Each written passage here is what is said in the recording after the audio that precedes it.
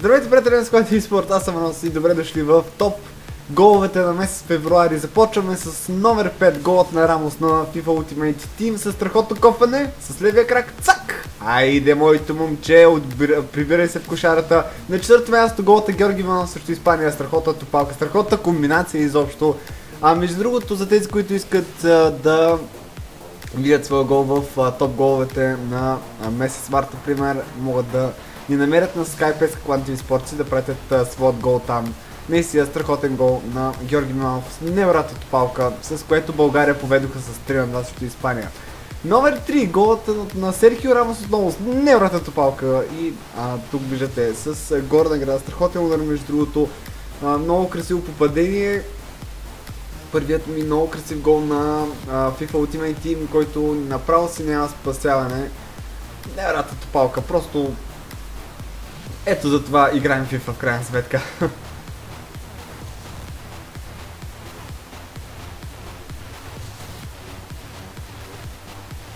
Вторият гол е за невероятно интересният гол на Baumgart Linger.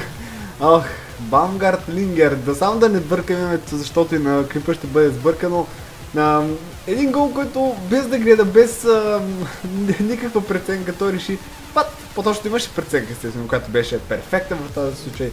Наистина много красиво голче, което е доста уникално. И последният гол, гол номер 1 е голът на Ариен Рубен срещу Акрингтън. Нещо такова играх, пробен матч, така и без исках, снимах тогава и видяхте какво попадение само вкарах.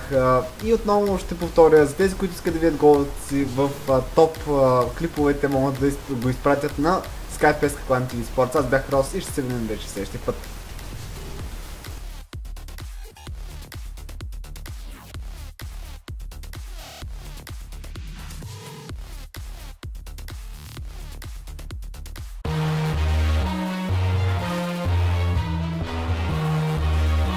This city is my playground. No obstacle in my way.